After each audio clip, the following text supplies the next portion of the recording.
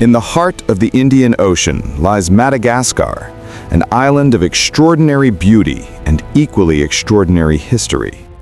Between 1828 and 1861, this island nation was ruled by one of history's most controversial monarchs, a woman whose reign would be marked by blood, brutality, and an unwavering determination to preserve her kingdom's independence at any cost.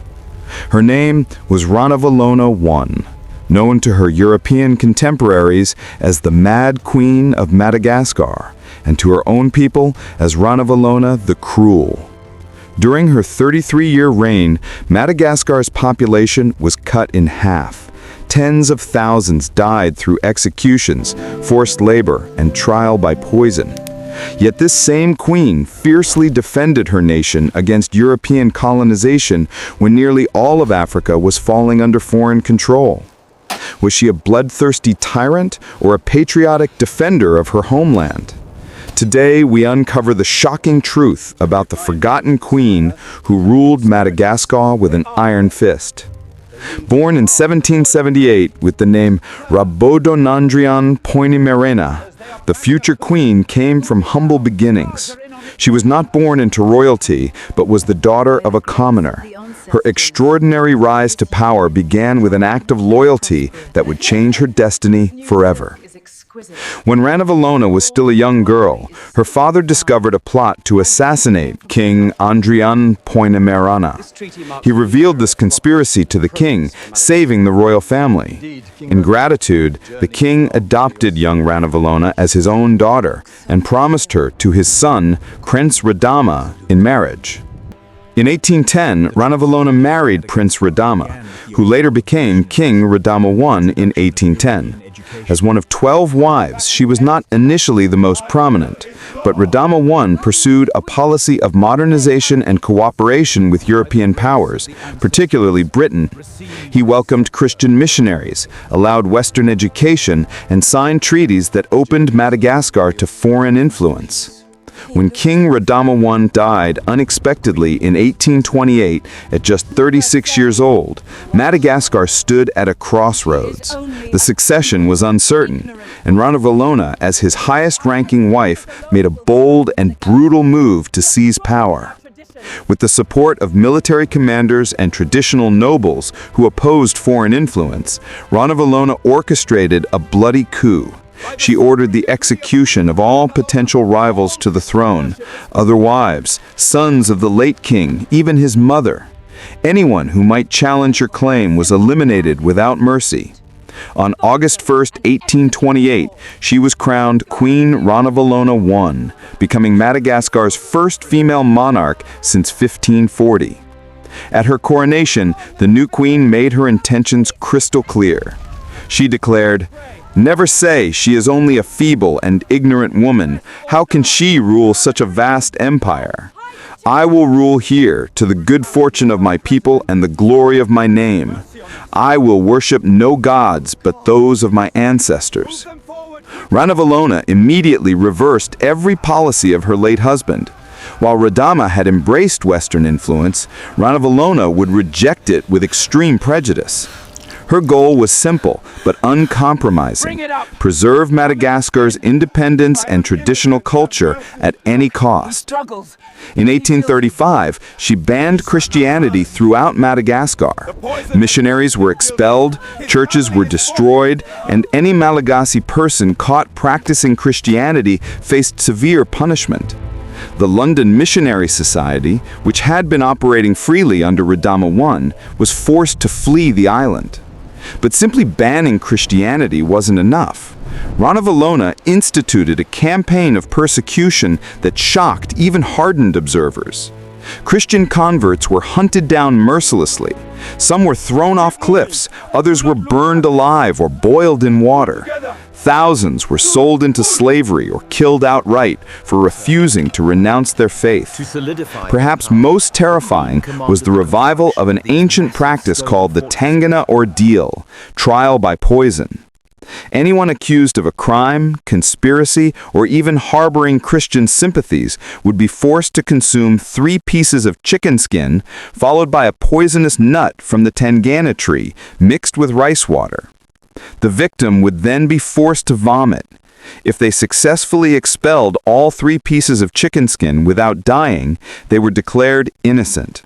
If they failed to vomit all 3 pieces, or if they died from the poison, which was extremely common, they were declared guilty. Their families would be enslaved and their property seized by the state. This practice alone is estimated to have killed between 100,000 and 200,000 people during Ranavalola's reign, roughly 1/5 of Madagascar's entire population. Some estimates suggest that up to 20,000 people per year died from the tangena ordeal. Ranavalola's rejection of foreign influence extended far beyond religion. In the early 1830s, she nullified all treaties with Britain and France, expelled the British resident agent, and effectively closed Madagascar to European trade and contact. By 1845, she revoked all privileges previously granted to Europeans still remaining on the island. Any foreigners who stayed were now subject to Malagasy law and could be executed at the Queen's whim.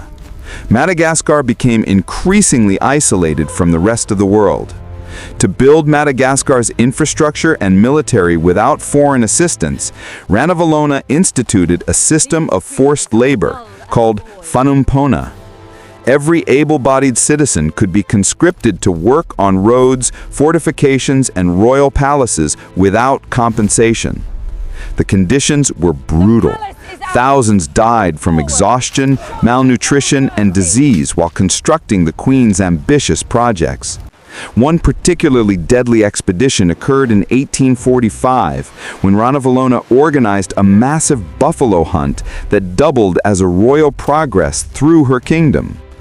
The Queen commanded that 50,000 porters carry supplies and construct roads wherever she traveled. The 4-month expedition traversed hundreds of miles through difficult terrain. Incredibly, not a single buffalo was killed during this hunt, but an estimated 10,000 people died from exhaustion and starvation along the way. Ranavalola's isolationist policies didn't go unopposed. Both Britain and France made military attempts to force Madagascar open to trade and colonial influence.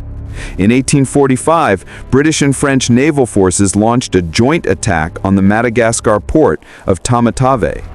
They hoped to intimidate Ranavalona into reopening Madagascar to European commerce. The attack destroyed the port, but Ranavalona refused to negotiate. Instead of surrendering, she doubled down. She ordered all coastal defenses strengthened and threatened to execute any European who dared to set foot on Malagasy soil. She had the military power to back up her threats.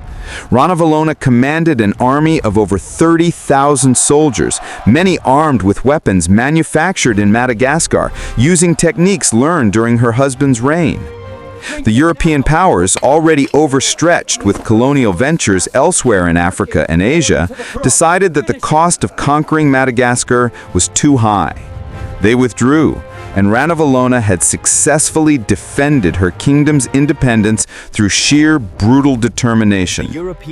While virtually every other African nation fell under European control during the 19th century, Madagascar remained fiercely independent throughout Ranavalona's reign. But this independence came at a staggering human cost. The numbers are almost incomprehensible.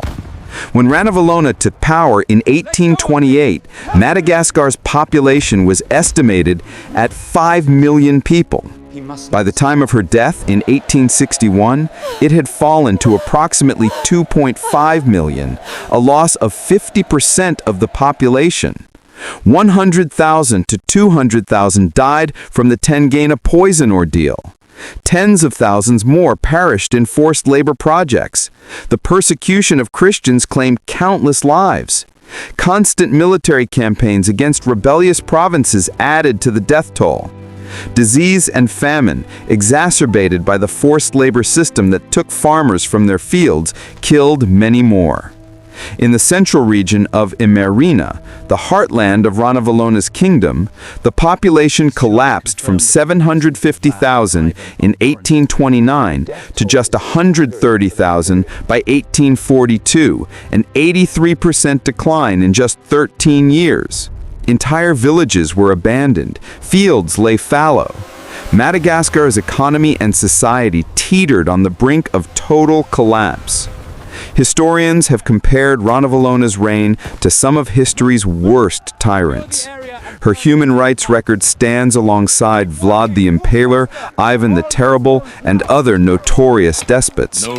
European observers of the time called her mad and bloodthirsty. Yet, despite the blood and suffering, Ranavalona survived all plots against her and ruled for 33 years. She died peacefully in her sleep on August 16, 1861, at approximately 83 years old, an extraordinarily long life for the 19th century. Remarkably,